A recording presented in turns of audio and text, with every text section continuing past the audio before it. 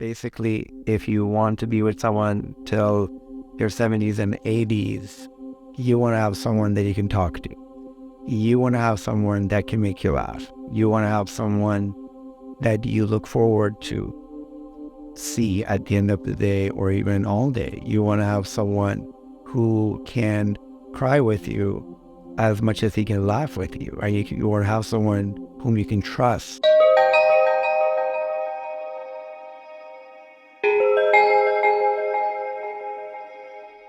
Hello, everyone, and welcome back to the Soulful Intuitive. Hope you've been enjoying the past few very sunny spring days and getting some sun. Have you ever wondered if your relationship is going in the right direction? Have you ever wondered if your marriage is going to last? Or have you ever wondered with these questions in regards to your friends' relationships or your family members? I was listening to Shannon Curry on Lex Fridman, and she is the lawyer that was hired by the court in order to evaluate Amber, the trial of the century between Amber and Johnny Depp. And so she is a pleasant therapist, and I really enjoyed listening to her 3-hour-long lecture and interview with Lex. So she was going over many points on what makes a relationship successful, but a few things that were necessary.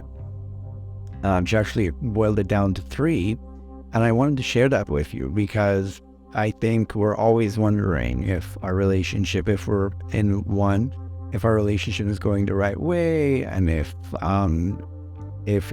there are any red flags, and if our communication skills are good enough in order for the long-term relationship to happen.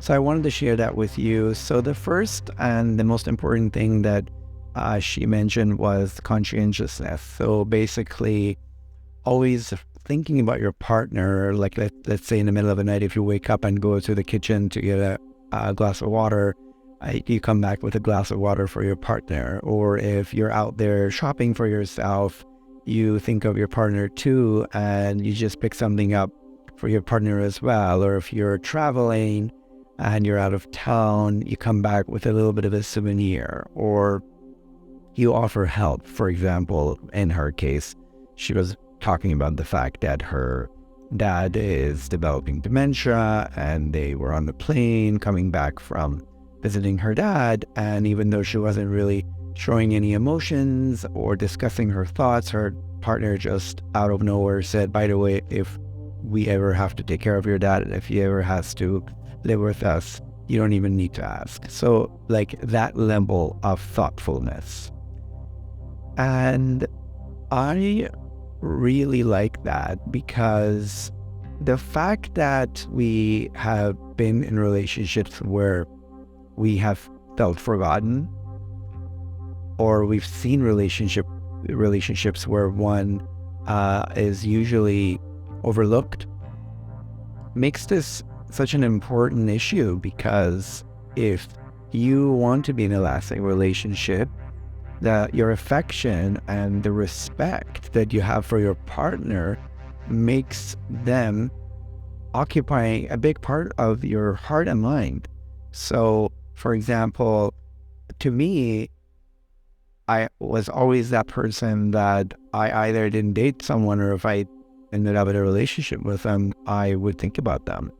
Because isn't that the whole point of being in a relationship? To think of someone else, rather not just yourself, but someone else. But I also have had encounters with couples where, they were just living completely two separate lives. And, one's they're traveling alone, they're going out with their friends alone, they're even sleeping in separate rooms, which, by the way, is not an issue. But just when you separate everything, your finances, your outings, your rooms, your schedules, then it's no longer necessarily a very intimate union. Maybe, it's a step above being a roommate, but I think that it's important to keep your individuality in a relationship,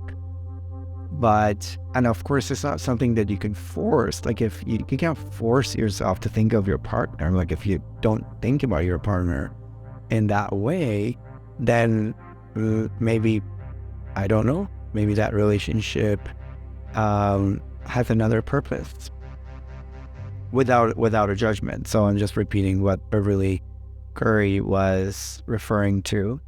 Number 2 was neuroticism. So it's best to date someone or be in a relationship with someone where neuroticism is kept low. So, and the reason for that is, if you're ranking high on neuroticism, then you might be unpredictable, and people might be walking around eggshells around you. And like a little bit of neuroticism, some people like that. They like that unpredictability. They like the little conflict, or a lot of, like, they call it passion. They like to fight and then make up, depending on the person.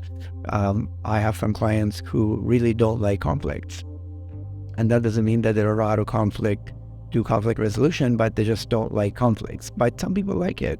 They like to fight over little things and then make up, or that like push and pull. And then the third one that she mentioned was adventure. That the level of adventure, that person that you're dating should not be ranking high on being adventurous. So low adventurousness, because in order to commit to a person, to a partner for long term, if you're high on being adventurous, then the novelty wears off fast with that person. And she was comparing people who rank low on the adventurousness, comparing them to being home, because they're always there. They're like a rock. They don't need to be like doing different things and going to different places and different homes and different jobs. And if everything has to constantly be adventurous, then that would also apply to the person they're dating. So therefore, you might not be piquing their interest for a long time. And my personal experience is pretty much the same. So the reason why it resonated with me is because I was thinking about my own life as an adult and with relationships. And what ranks number 1 for me is that thoughtfulness, the conscientiousness, because to me that says a lot about that person, because I really like people who are very moral, people who are very kind, people who are very thoughtful. And I've dated others in the past where who didn't have those qualities, and you can't teach people to be thoughtful, to my knowledge, because if they're so self-centered and if they're so focused on themselves, then maybe every now and then they are thoughtful, but usually they aren't. And I don't know how some people are born. They're just like thoughtful from the get-go, and some people not necessarily so much.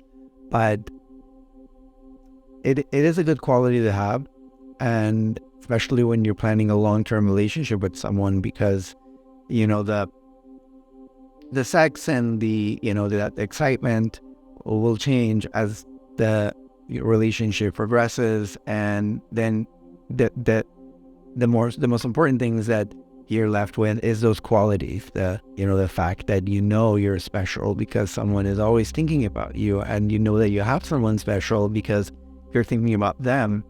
And they're also very thoughtful, for example, when it comes to your friends and when it comes to your family. And then you can also learn from each other, because there's usually one person who's always more thoughtful, and that's just the way it is. But you can try to match that. If they're, for example, they're kind to your family, then you try to match that and be just as kind to their family. Or if they're always thoughtful and courteous towards your friends, you want to do the same thing, because you want to let your partner know that you respect them. You respect them as a human being. And also that creates so much affection and intimacy.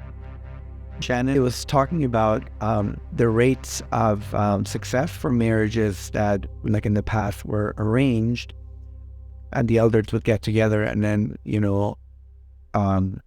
just thinking of the people that they were matching up together, they would just play matchmaker, and these people a lot of times would have to start on a logical foundation. The fact that maybe they were from a same rank of families, maybe socioeconomical, maybe religion and culture. And so the elders would get together, and then they would think that maybe they're a good match, and they would start a relationship not based on love, but based on respect and logic. And then these qualities, the thoughtfulness, the respect, and so on and so forth, would then be a catalyst for love. And they would live for the rest of their lives together, and at some point they would like fall in love, like how in the Western countries we fall in love first, and then we have to logically bring the rest of the elements in. So that was a good example. And she was also going on about her own life and how she was married before, and to another therapist, and how they were always fighting. And but obviously that didn't work out. And she was also taking herself as an example because her neuroticism was very high and she was very adventurous, but she learned to dial it down, and therefore now she's in a happy marriage with a guy who has all of those qualities. So another topic that she was covering was how often couples have sex. And as a hairstylist, I asked that question from a lot of my clients who've been in a long-term relationship, because there's no point of asking people who are in short-term relationships, because probably their frequency is very high. But the long-term relationships, we want to know, well, what's the routine? And she confirmed what I already knew, because I always very bluntly ask that question, because I am friends with my clients and the level of respect and trust. So they share that with me. And she was saying, there is no gold standard. There are couples who are intimate once a week. There are couples who are intimate once a month. There are couples who are intimate once a year. And there are couples who are not intimate at all, and they're in a very loving relationship. But she was talking about how sex will bring certain endorphins and bring your cortisol level down. And physiologically, it's really good for you when you have sex with your partner. You basically reset the relationship, especially, let's say, if you've had like a tough couple of days, or if you had a tiff, or maybe if you weren't really connecting. It gives you that opportunity to connect, and also the effects of being intimate last for a few days, which something that I didn't know. And also the different ways for men and women. For example, men are like matches. They run very high, and they burn very high and hot. And but like women tend to be, you need to wine them and dine them, so they're more like an oven, where it's not an event, it's a process. But nonetheless, and this is not for all women, and this is not for all men. Obviously, there's always a small percentage of each gender that represent or exhibit the other side and their tendencies. But it on top of it being fun, it is also a good way for couples to be intimate and to be vulnerable and to also enjoy each other and renew their level of love and passion. And also it's good for your health. So, but I know a few couples who are no longer intimate and yet they're madly in love because of their own personal reasons, and that's also something that she confirmed, that yes, that's not why people make long-term commitment towards each other, although sex is important, especially when you're younger and especially from our Western world's standards, but it's not the glue that keeps the couple together. I actually knew of a couple who were very sexually active with one another, and like more than most couples that I knew, and yet they broke up because the only place that they could have that song and dance was when during sexual intimacy, and out of the bedroom there was no respect, there was no thoughtfulness, there was no commonality. And basically, if you want to be with someone till your 70s and 80s, you want to have someone that you can talk to. You want to have someone that can make you laugh. You want to have someone that you look forward to see at the end of the day or even all day. You want to have someone who can cry with you as much as he can laugh with you. Right? You want to have someone whom you can trust, not only with your own life, but also maybe with your family's life. If you have old elderly parents, if you have kids. So all of those, and also if are you even trying to create commonalities? Because usually, we all have our own hobbies, and then we meet someone, and some of our hobbies and interests merge, but also for some couples, they start new hobbies together because they want to have that fusion. They want to have that commonality. They want to create their own blue and experiences, because when you do things together, not only it brings you together and not only you spend time together, but also it becomes your common interest. So that's another thing that I wanted to mention, basically mainly based on what she covered, and she was putting all the data and statistics attached to it. I think she also wrote a book, so maybe that's all mentioned in her book. And we're going to end this episode on another note when it comes to relationships. And how do you rank your overall happiness? Because from individual to individual is different. What makes one couple happy and content is completely different than other couples. So don't compare your couplehood and your status with other couples. And because I ask questions from many different people, I have come to learn that what works for X will not work for Y, and what works for them will not work for me.